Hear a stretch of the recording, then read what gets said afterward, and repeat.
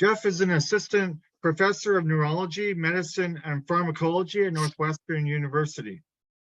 Among his goals is to identify keystone proteins as potential therapeutic targets to ameliorate neurodevelopmental and degenerative diseases.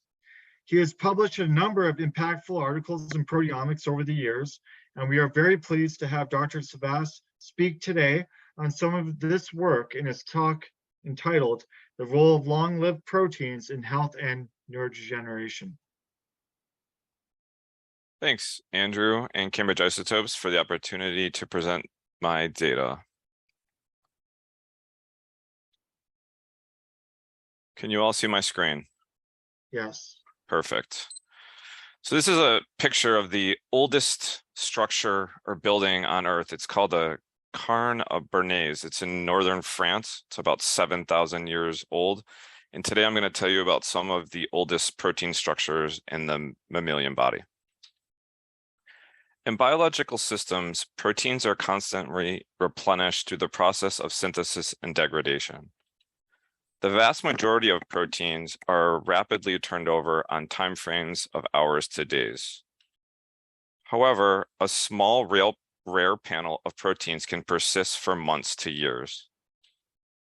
Historically, these long-lived proteins, such as islins, crystalline, elastase, and myelin, have been identified by using radioisotopic pulse labeling and amino acid racemation. However, more recently, myself and my collaborators have used stable isotopic metabolic pulse chase labeling with tandem mass spectrometry to identify long-lived proteins with discovery-based proteomics. We've done these labeling experiments in a number of different ways, but they always start by feeding a mouse or rat with highly N15 enriched spirulina mouse chow from Cambridge Isotopes. Throughout these studies, we've analyzed a number of different tissue extracts, and what we found was that tissue extracts or organs with long-lived cells tend to harbor far more long-lived proteins, shown here with different brain regions in the heart, compared to the spleen, pancreas, liver, lung, and blood. In terms of the organelles within the cells that these proteins localize to, we found many long-lived proteins associated with the nuclei, shown here in the brain and the mitochondria, and I will tell you more about that. We have used flow cytometry to isolate neuronal nuclei in our metabolically pulse chase tissues, and then couple this with tandem mass spectrometry, confirming that long-lived nuclear pore proteins are enriched in the neurons compared to glia, shown here with these reconstructed chromatograms, and quantified below, indicating that about 20 to 30% of these proteins persist for more than 6 months. So the nuclear pore complex is a large protein complex composed of more than 30 polypeptides, each in several hundred copies per complex. And notably, what we found was that not all nuclear pore proteins are turned over, and specifically the two scaffold NUP complexes, the NUP 107-160 complex, shown here in the cartoon, or the NUP 205 protein complex, are selectively retained for months to years. And of other note, many of the proteins in these complexes are maintained together. And this was interesting to us because this suggests that rather than being degraded together in bulk, the nuclear pore complex actually appears to have subcomplexes which are persisted together as a unit over months. The most exceptional long-lived protein that we've identified is a histone protein called histone 3.1, and this is illustrated here. Histone 3.1 is retained for, you can see, 6, 9, even 12 months at very high ratios, and greater than 90% of this protein actually persists throughout the lifetime of the organism. And we have an idea how this works because histone 3.1 is chromatin deposited in a replication-dependent manner. So during neurogenesis, histone 3.1 is going to be present on the precursor, the neuronal precursor cell, and then when that cell exits the cell cycle, it's going to be loaded with histone 3.1, and that's the protein that we can measure months later. Well, the precursor cell then goes back through the cell cycle and is again loaded. I'd like to say a little bit more about the mitochondrial long-lived proteins. To get a more zoomed in high resolution view of the long-lived mitochondrial proteins, we used antibodies to affinity capture mitochondrial complexes from the cortex, heart, and spleen, verified our purifications with antibodies. And surprisingly, what we found was that the vast majority of the long-lived mitochondrial proteins localize selectively to the cristae membrane. This is actually the site of oxidative phosphorylation, shown here. We then mapped the degree of long-livedness, or the protein lifetimes, to PDB structures, illustrated here. And interestingly, what we could find is we could actually see, like, for example, here with ATP synthase, this propeller region is long-lived while the stalk and other domains are turned over. We also identified cytochrome C, and as well as a whole collection of the TCA enzymes as being long-lived, in addition to the MECOS and SAM complex that maintain the structure of the cristae. To further assess the possibility that these long-lived mitochondrial proteins are present within the same complex, we coupled metabolic pulse chase labeling, mitochondrial affinity capture with DSSO cross-linking. And in this way, by performing LCMS to the third analysis, we could analyze proteins, peptides, which are N14, N14, N15, N15, or N15, N15, between the two cross-linked peptides. And then we use a previously established method with the instrument to actually look for these asymmetric fragment pairs in our MS2 spectra, and subsequently carry out MS to the third to identify the sequences. And in this way, we could interrogate the crosslinks between old, new, and mixed aged proteins. This is just a silver stain gel documenting the high degree of cross-linking that we could achieve. We mine these data sets using bioinformatics, and we focus in on the interlinks. So these are cross-links between two different proteins, and you can see the distribution of the interlinks, self-links we identified here. Interestingly, what we found was that the vast majority of cross-link peptides were between new, or old, and found very few cross-links between new and old proteins. To further visualize these data sets, we analyzed the results on these dream catcher plots shown here. And again, what this illustrates is that many of the cross-linked proteins localize to the same protein complex, suggesting that indeed the long-lived proteins are actually maintained in the same mitochondria. We then went on to map the crosslinks to PDB structures here shown for ATP synthase, and you can see that many of the crosslinks are within the same proteins, within the same protein complexes, and very few of the crosslinks are formed between new and old versions. And these blue cyan crosslinks actually show that there is some crosstalk, or at least close proximity between the new and old protein complexes in the mitochondria. More recently, we've searched for long-lived proteins in the female reproductive system. And this is a special tissue because we already know that ovaries and oocytes are long-lived. We did a 2-generational metabolic pulse chase labeling experiment. And interestingly, we identified a large number of new long-lived proteins, including the transmembrane glycoprotein ALCAM and the sperm receptor ZP3 shown here.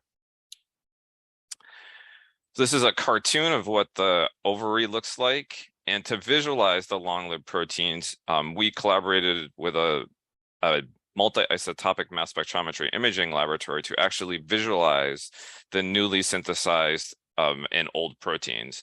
And what we found was that the surface epithelia, as well as the stroma, theca cells, and follicles were long-lived. And more specifically, what we found was that the primary oocytes shown here, essentially the eggs that the female mouse was born with, are highly enriched with N15 containing signals. And as those eggs proceed towards ovulation, you can see that the degree of long-lived proteins actually decreases. If we take a closer look at the actual oocytes, we found that the nuclei as well as the basement membrane are long-lived. To investigate the possibility that protein turnover occurs at different rates throughout aging, we performed a metabolic pulse chase experiment in combination with TMT multiplex analysis. So we have several groups of mice which received the N15 chow from 9, 12, 15, 18, 21 or 24 weeks for 3 months. And then we dissect the tissues, prepare the sample for LCMS, label them with TMT tags, mix them together 1-to-1, and perform multi-notch MS3 analysis. And interestingly, what we found was that protein turnover is not selectively hampered in a linear manner throughout aging. And there's actually several waves of hampered turnover. The first wave occurs early in adult life, and then there's another wave of impaired turnover later in life. And that's illustrated here with these k-means clustering plots. And to start to begin what these proteins may function in, we perform GO analysis illustrated here. And many of these proteins with selectively impaired turnover are involved with synapses or myelin. Furthermore, we've also applied some of these same techniques to investigate the possibility that protein turnover is impaired in Alzheimer's disease mouse models. In this experiment, we have 3 different knock-in models. We again perform the metabolic pulse chase labeling of these animals over 2 generations. And we then make a ratio, essentially the newly synthesized protein over the newly synthesized plus old protein. We do this for each genotype respectively, and then we make a final ratio of the mutant mouse over control to identify proteins with impaired turnover in the mutant mice. And we time these experiments at the same time that amyloid beta peptides are accumulating or amyloid plaques become present. And this actually allows us to interrogate specific aspects of impaired protein turnover during different stages of the disease.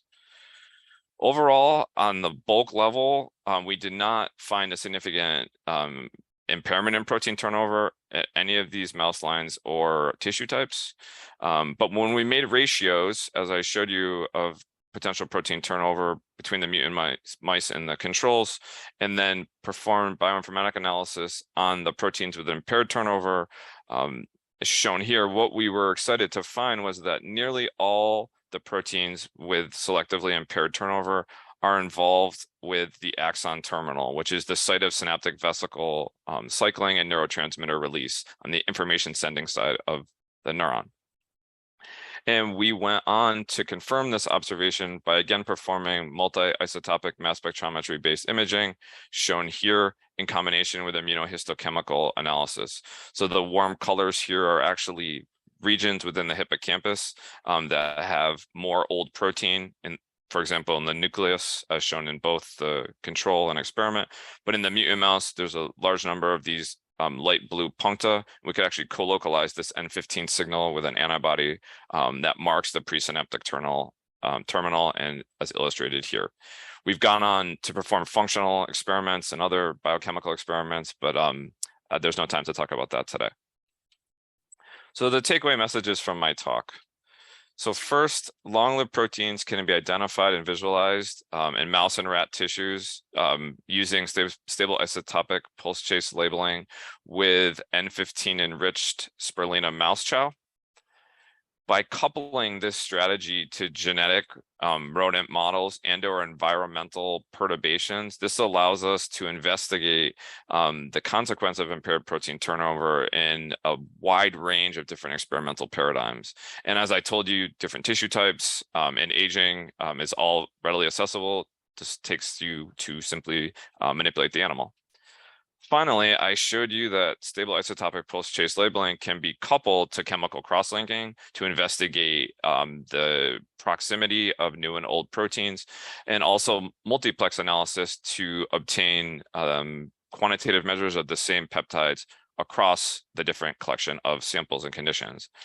And just to thank my lab members, particularly Ava, Nalini, and Tim, who did the work, John Yates, my previous mentor, Matt Steinheiser, who we did the MIMS work, Martin Hetzer and Brendan Toyama, who we started this work with, Francesca Duncan on the long-lived oocyte proteins, our funding agencies, Cambridge Isotopes for being a great partner in these experiments, and all of you for taking the time to listen to me today. Thank you. Thank you, Jeff, for that in-depth, excellent talk of your metabolic labeling result data. We have time for a couple questions. Since I don't see any from the audience, I'll start off with one of mine. Could you describe some of the steps you take to ensure that the peptide IDs are not a result of chemical artifacts? Yeah, that's a good question, Andrew. The first thing we do is we require 10 ppm or less delta mass on the precursor MS1 peak. And in most of our studies, we aim to identify both the fully N14 containing peptide or the fully N15 containing peptide by MSMS. And this is facilitated by the census analysis software that we use that was developed previously in the Yates laboratory. All right, thanks for that. We'll have one more question. I guess it'll be from my own. What are the advantages and disadvantages of using N15 spirulina versus heavy amino acid rodent shell? So as we heard from the previous speaker, heavy amino acid shell is very expensive. So the first concern is purely practical. The cheapest lysine chow is about twice the price of the N15 chow, and it only goes up from there. So that's our first concern, is just cost. The reason why we really like the N15 chow is that we actually label the mice for very long periods of time, from 6 months to a year or a year and a half, and over 1 or 2 generations. And by doing it that way, we actually allow the animals to become highly enriched in N15 through not only just digesting and incorporating the heavy chow, but also through recycling and then reincorporation of the heavy amino acids. And we start with a highly enriched animal. And by doing that with amino acids would actually be quite cost prohibitive. Okay, point well taken. Well, thanks again, Jeff, for that excellent talk. We'll close out the Q&A period. If you could stop sharing your screen.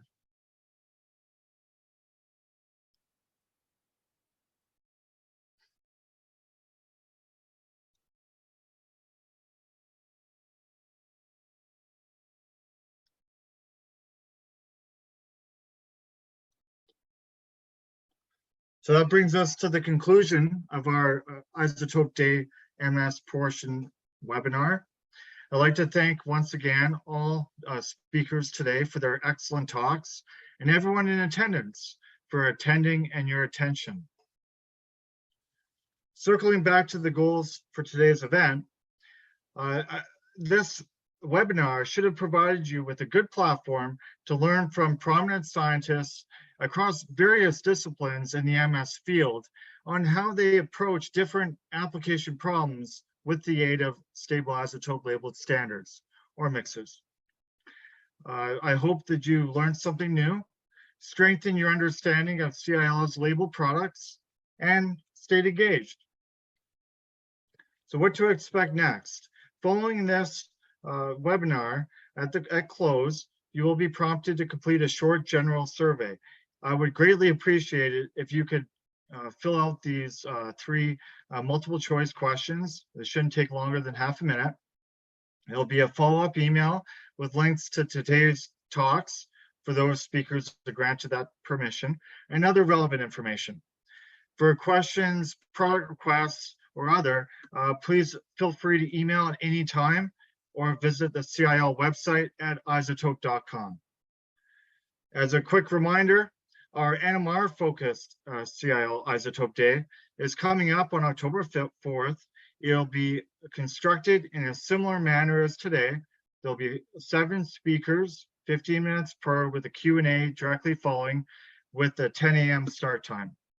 So thank you all once again, and enjoy the rest of your day.